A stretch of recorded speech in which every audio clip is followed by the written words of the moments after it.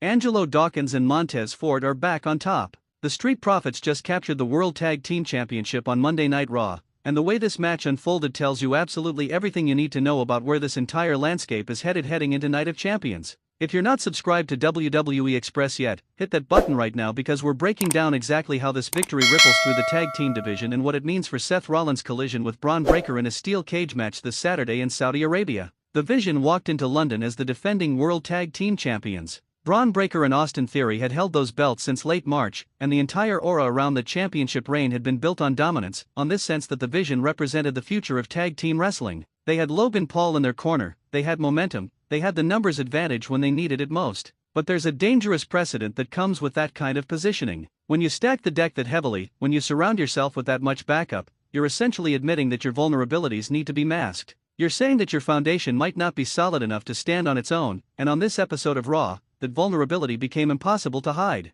The match started with Breakker and Theory controlling the pace immediately. They jumped the Street Profits before the bell even finished ringing, and that aggression paid dividends early. This was classic Vision strategy. Establish physicality, establish dominance, make the opposition feel outmatched. And for stretches, it worked. Montez and Angelo Dawkins are incredible athletes, but they were facing an uphill battle against a team that had been honed into a machine over the past few months. The in-ring psychology here was genuinely strong. You could see the Street Profits fighting from underneath, fighting to gain momentum, trying to find that magical window where they could turn this thing around. Ford's explosiveness was on full display, his ability to generate offense from seemingly nowhere, but every time the Profits looked like they were gaining an inch, the Vision responded with calculated brutality. Then Logan Paul showed up, and that's where the story becomes absolutely fascinating from a narrative perspective. Paul has been the wild card in the Vision throughout this entire 2026 run. His presence alone disrupts opponents. His willingness to interfere, to find creative ways to bend the rules, to operate in those gray areas where referees have to make split-second decisions, it's been a massive component of why this faction has remained on top.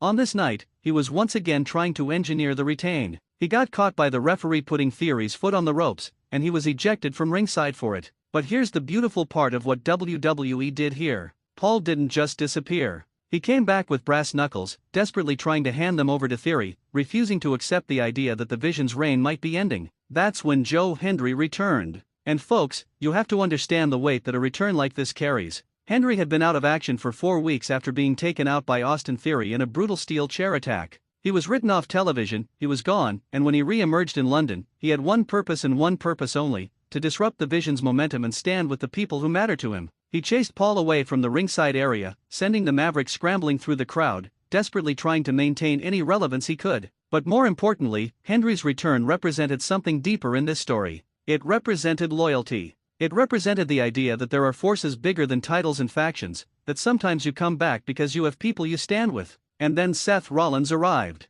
And this is where the match completely shifted on its axis. Rollins didn't come down the entrance ramp. He snuck into the ring area through the crowd while Breakker was distracted, while Bron's attention was divided between multiple threats at once. Rollins grabbed those brass knuckles out of Theory's hands, and he made the conscious decision to use them himself, hitting Theory with the very weapon that was supposed to secure the Vision's victory. Immediately, Breakker broke character. He wasn't thinking about his tag team partner anymore. He wasn't thinking about protecting the titles. He saw Seth Rollins, and every bit of rage, every ounce of intensity that Breakker has been building towards this weekend in Saudi Arabia, it all came pouring out. He chased Rollins into the crowd, leaving Theory alone, vulnerable, and exposed in the ring. This is wrestling storytelling at its finest. Because what happened next wasn't just about a pinfall or a title change. It was about the logical conclusion of everything that's been built in this feud. Angelo Dawkins took advantage of Breakker's absence by hitting the anointment, grounding Theory, and setting him up for what was coming next. Montez, the remarkable athlete that he is, went to the top rope and came down with the 7-star frog splash, one of the most beautiful moves in modern professional wrestling, and he pinned Austin Theory for the World Tag Team Championship.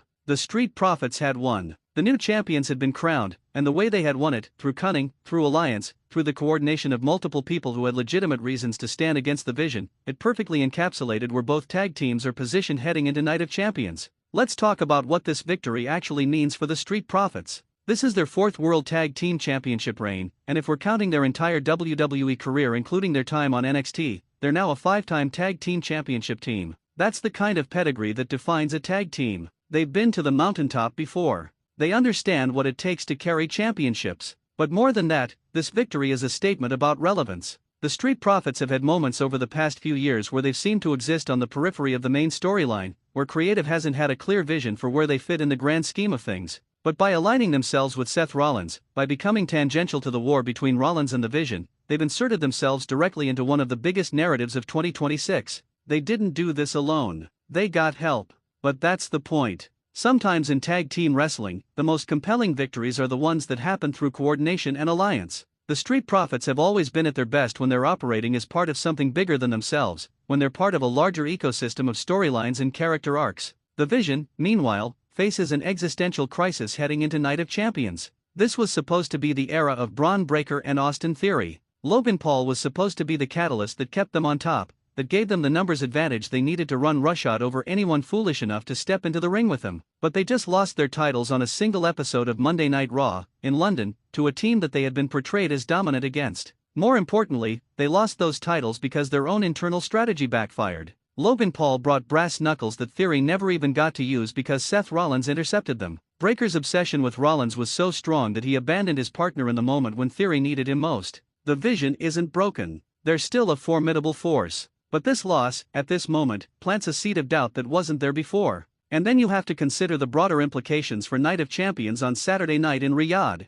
Seth Rollins and Bron Breakker are stepping into a steel cage match, and that match just became infinitely more personal because of what happened in this tag team encounter. Breakker watched Rollins take his title away, watched his own partner fall to the Profits, and watched the Vision's aura of invincibility shatter on the biggest stage before their biggest match of the year. That's the kind of momentum shift that can completely change the trajectory of a match. When you walk into a cage with that kind of emotional weight, with that kind of fire burning inside you, it changes how you approach your opponent. Rollins, on the other hand, is going to enter that cage knowing that he has allies, that he has people who will stand beside him, that the Vision's numbers advantage has at least temporarily been neutralized. He's the one operating with momentum, with belief, with the psychological advantage that comes from just proving that the Vision can be beaten. Here's the beautiful thing about professional wrestling, though. Championships don't exist in a vacuum. Matches don't exist in a vacuum. Everything that happens on Raw feeds into everything that happens on Saturday. The Street Profits are new champions, and now the entire tag team division gets to reset around them. New challengers will emerge.